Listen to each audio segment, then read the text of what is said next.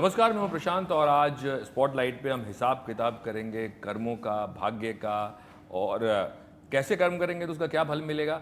ये मेरे ख्याल में कर्तम भुक्तम की टीम से बेहतर कोई नहीं बता सकता। हमारे साथ हैं इस फिल्म पे बात करने के लिए मधु, साथ में श्रेयस तलपड़े, अक्षा और सोहम शाह। बहुत बहुत शुक्रिया बात करने के लिए। सबसे पहले तो आज आपसे सब मुझे लग रहा है कर्मों का हिसाब पूछ रहे होंगे जितने इंटरव्यूज़ आपने दिए हैं।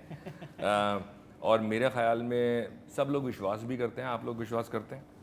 बहुत ज़्यादा करती हूँ जी डेस्टिनी में और इन सब चीज़ों में मुझे बहुत विश्वास है। जी। I totally believe in it. लेकिन अगर मैं आपसे पूछूं कि फिल्मों में आना आपके कौन से कर्म रहे होंगे पिछले जन्म के या इस जन्म के जिसकी वजह से आप फिल्मों में आए, तो क्या वो बताएं? एक्सप्लेनेशन मैं कैसे दे सकती हूँ? I don't know why, but ये होना ही था। क्योंकि मैं अगर बताऊँ कि मेरी एंट्री पहले कैसे हुई या वो डिज़ायर सबसे पहले क्यों था मेरे मन में। If I think about that little girl who wanted to be an actor, जी। वो डेस्टिनी होगा ना। वो डिज़ायर भी इसलिए था क्योंकि ये मेरे डेस्टिनी में था।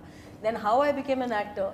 और मुझे तो मेरे ख्याल में लगा पहली कि दोनों फिल्में आपने बचपन में हेमा जी की फिल्में की थी। शराफत छोड़ दी शराफत मैंने छोड़ दी और मैंने, ड्रीम गर्ल। राइट। रियली? या चाइल्ड एक्टर। तो कैसे बने आप बताई दीजिए। जब आप मेरे हेमा जी मैं हम लोग बहुत क्लोज थे, जी। तो बचपन में हम लोग हेमा जी के घर में बहुत जाते थे। एंड मेरे दूसरे कजन्स भी वहाँ थे, पप्पू डिम्पू, हम लोग साथ में खेलते थे। सो एक बार उनकी शूटिंग में हम चले गए सेट पे। मैं बहुत जाती थी उनके साथ शूटिंग देखने। एंड तो शराफत छोड़ दी मैंने। ऑल्सो स्वामी, उत्पल दा के वो गोद में बैठ के वो मैं सेट पे थी तो हेमा जी बोलते there was a need requirement for a small child. अरे she is my niece, take her. So I just go and do. पता नहीं मैं क्या कर रही थी एंड सडनली पता चला कि I am also seen as a child actor. Then for Dream Girl it happened like this, that Hema said to my father, she asked me, do you want to go to Disneyland? I said yeah. She said chalo. Behel uncle was the producer who was also working with her secretary. तो उन्होंने कहा कि इसको ले चलते हैं. So there were 7-8 girls, मैं भी थी. And I just उनके साथ ही मैंने ऐसे that's how I became a child actor. मैं जब मैं देख रहा था मुझे लगा कि यार दोनों ही फिल्में हेमा जी की पहली, वो भी एज ए चाइल्ड आर्टिस्ट। शराफत छोड़ दी मैंने, ड्रीम गर्ल और मुझे गाना याद है उसका आज भी, शराफत छोड़ दी मैंने। हाँ यस। एक्टर के कर्मों की बात करें तो आपसे कि आप बतौर एक्टर आपको लगता है कि कर्म हमेशा एक्टर अच्छे कर पाता है इस इंडस्ट्री में रहने के बाद, जहाँ बहुत सारी चीज़ें हैं। मैं सिर्फ बुराइयों की बात नहीं कर रहा हूँ, आपको झूठ भी बोलने पड़ते हैं, आपको प्यार से ना भी बोलना पड़ता है, बहुत सारी चीज़ें हैं। नहीं, बट मुझे लगता है एक्टर ही नहीं, एज एन इंडस्ट्री अगर आप देखें तो हिंदी फिल्म इंडस्ट्री हो, मराठी फिल्म इंडस्ट्री, जब भी कोई ऐसी कलामिटी वगैरह आती है ना, तो सबसे पहले सर फिल्म इंडस्ट्री खड़ी रहती है। राइट। तो आई थिंक वो कहीं ना कहीं वो अच्छे कर्म है हम सभी के कलेक्टिवली, जो जब फिल्में हमारी रिलीज़ होती है तो हमें काम आते हैं। सो ऑफकोर्स अगर डिसेंट भी फिल्म हो तो लोग उसे बहुत पसंद करते हैं, या हमें जो प्यार मिलता है। आज अगर हम लोग कहीं भी चले जाते हैं मतलब फ्लाइट में चले जाओ तो सबसे पहले वो एयर होस्टेसेस एंड पर्सेस एक स्माइल करके एक चेहरे पे हंसी आती है उनकी, which is so endearing for us कि कोई आपको देख के खुश होता है। आई थिंक वो जो प्यार हमें मिलता है उसका कोई हिसाब नहीं है। सो फिल्म्स जो हम दिखते हैं, बाकी तो ठीक है, मतलब ट्रोलिंग वोलिंग चलता रहता है, बट आई थिंक जो खुशी हम स्प्रेड करते हैं वही हमारे अच्छे कर्म है, एंड वही कहीं ना कहीं हमारे काम आते हैं। कर्म की बात होगी, भुक्तम की बात कर लेते हैं अक्षर से। जी। मुझे ऐसा नहीं, शादी की अभी भुगतेंगे। Sorry, I just making a fun. Of course नहीं, मुझे अभी पति भुगतेगा। नहीं, मुझे ऐसा लगता है कि गुड डीड्स हम हमारी इंडस्ट्री में, हमारी इंडस्ट्री इतनी इनसिक्योर इंडस्ट्री है। हम एक्टर्स हमेशा इनसिक्योर होते हैं क्योंकि हमारा नेचर, हमारा जो प्रोफेशन, मेरे ख्याल में खाली एक्टर्स ही नहीं, सभी लोग सभी बट हमारी इंडस्ट्री ज़्यादा इनसिक्योर इंडस्ट्री है, एंड स्पेशली क्योंकि जो हमारा it's not a guaranteed job. आपको ऐसा नहीं है कि आपको कल काम पे जाना ही है, ऐसा नहीं होता है। कई बार ऐसे हो जाता है कि 6 महीने आप काम कर रहे हैं, 6 महीने आप काम नहीं कर रहे हैं। तो जो इंडस्ट्री में हम हैं, कर्मों का बहुत प्ले होता है हमारे लाइफ में, क्योंकि मुझे ऐसा लगता है कि मैं इस इंडस्ट्री में चॉइस से आई हूँ, लेकिन जो मुझे काम मिलेगा वो मेरे कर्मों की वजह से ही मिलेगा। मैं आपसे ये पूछना चाहूँगा कि कर्म और ये एक तरह से बहुत स्पिरिचुअलिज्म की बातें हैं ये। स्पिरिचुअलिज्म एक ऐसी चीज़ है जिसको लोग समझते नहीं हैं। बहुत गहरा मतलब है उसका, इससे बहुत परे है वो। तो यहाँ इस एज में कर्तम भुक्तम की बात कैसे जहन में आई, ये कहानी कैसे जहन में आई, मैं आपसे ये पूछना सर, ये चाहूँगा। आपने बहुत ही कमाल सवाल पूछा है, क्योंकि ये शायद सिर्फ मैं जानता था या मैं अभी जवाब दे पाऊँगा आपको, क्योंकि लोग काल और लक ये सारी फिल्मों के बारे में पूछते रहते हैं, पर जी। मुझे ऐसा पर्सनली लगता है कि पता नहीं, एक टाइम आया कोविड में, बहुत चीज़ें हुई लोगों के साथ अलग अलग, अच्छी बुरी, तो शायद मैंने वो कोविड के टाइम का कुछ ऐसा मतलब यूटिलाइज़ किया, उससे बहुत सारी चीज़ें चेंज हुई मेरे लिए। अच्छा। तो चाहे पेंटिंग हो, चाहे बहुत सारी उन हॉबीज़ में से एक मैंने टैरो कार्ड रीडिंग भी सीखा था, बाकायदा प्रॉपर, मतलब ये नहीं कि शौकिया, 6-8 महीने उसमें फ्री बैठे थे। तो ये सारी, और ऑकल्ट में मेरे को पहले से बहुत ही इंटरेस्ट था ही, इसलिए काल भी उस तरह की कुछ थी, राइट पैरानॉर्मल उसका सारी जो चीज़ें। हाँ उस तो पे बट आई थिंक स्पिरिचुअली बहुत फर्क आया है, एक इवॉल्वमेंट, एक ग्रोथ हुआ है एज ए ह्यूमन बीइंग, और उससे आपके सारे विचार भी चेंज होते हैं कहीं ना कहीं सबकॉन्शियसली। बिल्कुल। ये कहानी मेरे दिमाग में या मेरे मतलब लैपटॉप में एक्चुअली 10 साल से थी। मैंने काल के बाद सेकेंड फिल्म जो मैं बनाने वाला था वो ये फिल्म थी मेरी। इसके लिए हमने बहुत मेहनत की थी, और ये फिल्म मतलब फ्लोर्स पे भी जाने वाली थी, पर खैर वो अलग कहानी है। तो ये स्क्रिप्ट तब से मेरे साथ चल रही है। बट जैसे कर्तम भुक्तम टाइटल हो, कर्मा का हिसाब, या ये जोन जो spiritual, I think it's somewhere एक इवॉल्वमेंट होता है। तो आपने इनसिक्योरिटी की बात की। इनसिक्योरिटी सिर्फ फील्ड में नहीं है, इनसिक्योरिटी आपस में भी है लोगों में। मधु, आपसे शुरू करना चाहूँगा पूछने की, वो ज़माने में और ये ज़माने में, क्योंकि हम जब भी एक्टर्स को मिलते हैं जिनको देख के हम बड़े हुए हैं, या वो एक्टर्स जो हमारे जवानी के टाइम पे हम जिनको देख रहे थे, और अब हमेशा एक ये बात होती है उस ज़माने की, यार वो जो ज़माना था ना, उसमें हम लोग बैठते थे, वैनिटी नहीं होती थी, आसपास बैठते थे सब, एक फैमिली जैसा माहौल होता था। आज की डेट में फ़ोन आ गया, सब हाथ में फ़ोन लेके वैनिटी में घुस जाते हैं या कहीं। सो अगर मैं आपसे पूछूं, इनसिक्योरिटी क्या उस वक्त भी बहुत थी या अभी ज़्यादा हो गई है? मैं इनसिक्योर पहले ज़्यादा फील करती थी, क्योंकि उस टाइम पे ऐसा था कि I have to make it. तो अगर काम के बिना बैठे हों, जैसे कह रहे थे, अगर एक महीना, एक हफ्ता या 2 दिन काम नहीं हो, तो यू स्टार्ट फीलिंग कि my god, I am not a hit any more. And it was back in the day, I was very young, not just in age, also जैसे जस्ट आई वॉज इनोसेंट। तो मैं हर चीज़ के लिए मैं सोचती थी, अगर पार्टी करने चले जाओ तो all problems go away. Oh I am feeling low, let's party, I am feeling happy, let's party. So I actually partied and danced my life away. But मैं अगर सच में बोलने जाऊँ तो मैं बहुत इनसिक्योर फील करती थी। को एक्टर्स के साथ कंपैरिजन्स भी बहुत होते थे, like is she getting a better outfit than me, is she getting more importance than me. But luckily I have also evolve like Soham भाई। Nowadays I don't feel so insecure and I don't feel so competitive. तो आज मेरे को actors के साथ मुझे बहुत अच्छा लगता है। If somebody is looking better, somebody is doing nice, मैं कंपैरिजन में नहीं आती हूँ, better, is she better or I am better. I just like to appreciate she is looking beautiful and she is doing very well. So ये मुझे लगता है ये एक spiritual evolvement है, and also I'm very secure in my life. Yes. नहीं, I guess when you are young ना, तो ये सारी चीज़ें, when you want to prove something और आप शुरू कर रहे हो, तो ये सारी चीज़ें बहुत होती है। इनसिक्योर भी आप होते हो, आप थोड़े टेंशन में भी होते हो, आप, because you want to do a lot of things, you want to achieve the best. I think with experience, with age, थोड़ा थोड़ा, और जैसे experience more than age, I guess जैसे होने लगता है ना, यू स्टार्ट रियलाइजिंग कि इतनी इनसिक्योर होने की ज़रूरत नहीं है। जो आपका है वो आपके पास ही आएगा, कोई नहीं छीन सकता, फिर वो छोटे से छोटी चीज़ हो, बड़े से बड़ी हो।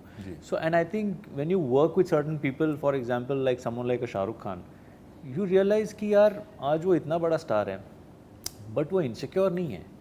ही नोज़ एग्जैक्टली कि वो क्या कर रहा है, वो कौन है, क्या होने वाला है, वो फिल्म किसकी है, वो सब वो जानता है। इसलिए ही इज़ नॉट इनसिक्योर कि अगर श्रेयस तलपदे ने 2 एक्स्ट्रा लाइनें ले भी ली, जो वो खुद दिया करता था कि ये डायलॉग श्रेयस तू बोल, वो ज़्यादा अच्छा लगेगा, तो because he is a very secure actor, and that is also a learning कि आप सीखते हो कि यार जब ये बंदा इतना सिक्योर है तो हम क्यों मतलब इनसिक्योर हो रहे हैं, किस लिए? बिकॉज हम तो अपना काम कर रहे हैं, और जितना रहना है वो रहेगा, जो जाना है वो चला जाएगा। जो एडिट होना है, जो डायरेक्टर के हाथ में, वो आपके भी हाथ में नहीं जी, वो फिल्म की बेहतरी के लिए stressing so much about, so I think and then your film, certain films of yours, when they work, obviously it builds your confidence also. Then when they don't work, then when you're at your low phase, there is a vulnerable state as well. So you go through all of that, and then you come to a point where you feel कि just enjoy that moment. आप जैसे एक बच्चन साहब की कहानी हमने सुनी थी, कितनी सच है पता नहीं, लेकिन वो शायद मैं बताऊं, बताइए।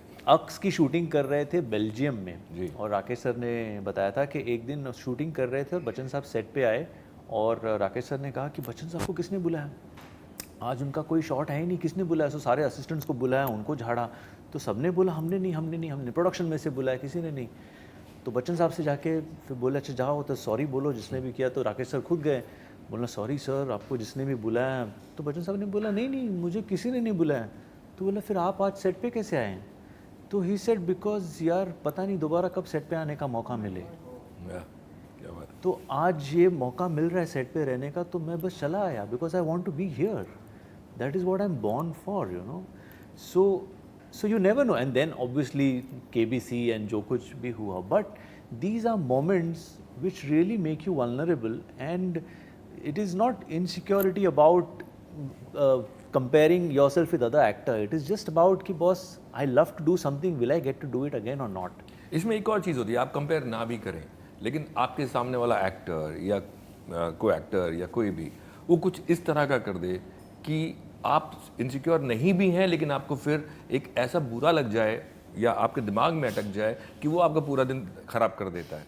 ऐसा भी होता है। नहीं, मेरा कभी एक्टर के साथ ऐसा नहीं हुआ जी। जितना डायरेक्टर के साथ पहले हुआ है कि मतलब वी ऑलवेज थिएटर का बैकग्राउंड है, तो हम हमेशा देखते हैं कि डायरेक्टर आपको जो बोले वो। So director for us is like your teacher, your mentor, your father, your elder brother, your best friend, everything rolled into one, and you want him to give you confidence. वो अगर आपका confidence तोड़ दे for whatever reason, तो आपके दिमाग का तो दही हो जाता है, आपको समझ में नहीं आता अब इसके बाद मैं क्या करूं। तो ऐसा भी हुआ है कि डायरेक्टर ने मतलब धज्जियां उड़ा दी सबके सामने आपके परफॉर्मेंस की कि तू बकवास है, तू कुछ नहीं कर पाएगा वगैरह वगैरह।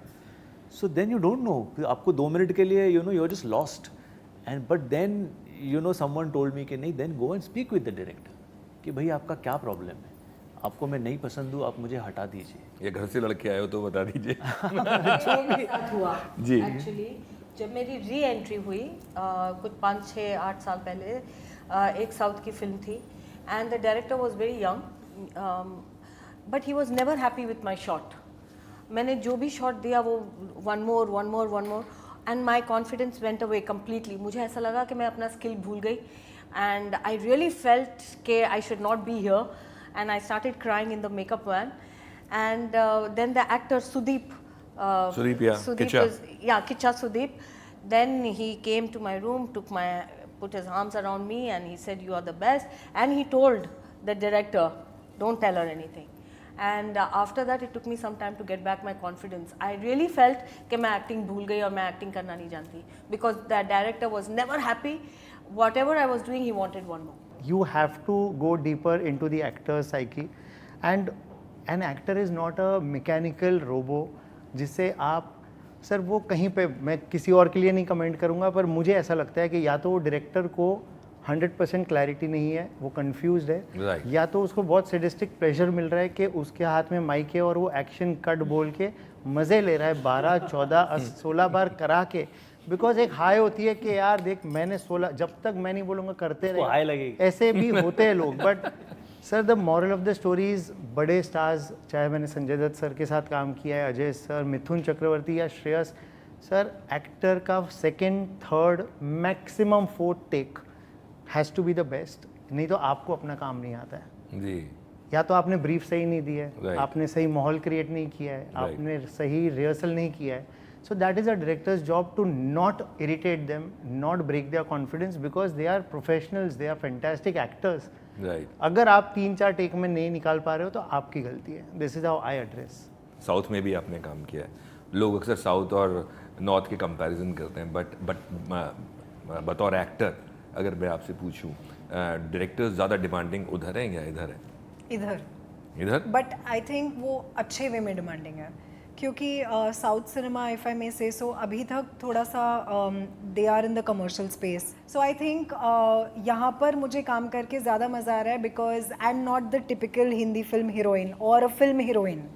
I'm getting to do a lot more as an actor. So I think over here, यहाँ पर लोग डायरेक्टर ज़्यादा डिमांडिंग है, and I am very happy about it. जाने से पहले सिर्फ आपसे यही पूछना चाहूँगा मैं कि अभी आप बिल्कुल दुरुस्त हैं, ठीक हैं, हेल्थ के बारे में सब लोग इतने चिंतित थे आपको लेके जी. या नो नो. और ऐसे इस तरह के मौके जब कभी भी इस तरह की चीज़ें होती हैं लाइफ में, तो आपके साथ एक ऐसा एक मोमेंट छोड़ जाते हैं या ऐसा एक थॉट छोड़ जाते हैं जो आपकी ज़िंदगी बदल देता है. नहीं, ऑफ कोर्स मतलब जो हुआ वो तो कभी मैंने सोचा भी नहीं था, but nevertheless I think God is great.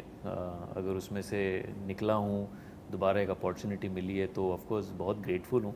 And recovery चल रही है, it will take a little time, but साथ में काम कर रहा हूँ, फिल्में रिलीज़ हो रही है. आई थिंक इससे ज़्यादा खुशी की बात और कुछ नहीं हो सकती. एक फिल्म में तो वो आ रही है जिसमें आपकी आवाज़ है. बिल्कुल. हाँ, पुष्पा 2. Yeah, और दूसरी welcome to jungle already shoot चल रहा है अभी. करेक्ट. सो आई थिंक जितने आप इनफैक्ट हैप्पी स्पेस में रहेंगे, आपकी बॉडी भी उतनी ही ज़्यादा अच्छे से ज़्यादा जल्दी रिकवर होती रहती है. So I am very happy that Kartam Bhugtam जैसी फिल्म रिलीज़ हो रही है कि जो करने में बहुत मेहनत की है, स्पेशली सोहम ने. सो जस्ट वेरी हैप्पी कि वो रिलीज़ हो. एंड मैं चाहूँगा कि लोग वाकई में फ़िल्म देखें, बिकॉज रिलेटेबल कहानी है, ओरिजिनल कहानी है. एंड हर एक बंदा जो एस्ट्रोलॉजी में बिलीव करता है, जो हर एक बंदा करता है, चाहे कोई कितना भी बोले कि नहीं है, फिर भी कुछ ना कुछ चीज़ें ऐसी रहती है कि आप बिलीव करते हो या करना चाहते हो. I think it is for all of them. और पुष्पा 2 का भी वेट कर रहे हैं. ज़रूर. पुष्पा 2 तो अभी उनकी खैर और भी शूटिंग चल रही है, बट अगस्त 15 को उसकी भी रिलीज़ है. सो मैं भी देखना चाहता हूँ पुष्पा 2 क्या हुआ है. फ़िलहाल तो उन्होंने एक गाना अभी रिलीज़ किया है, बट या very soon the trailer will be out. आवाज़ तो शुरू हो गई है आपकी ना जान. जी. बिल्कुल झुकेगा नहीं, क्या हरगिज़ झुकेगा नहीं सर. बहुत बहुत शुक्रिया बात करने के लिए. Thank you.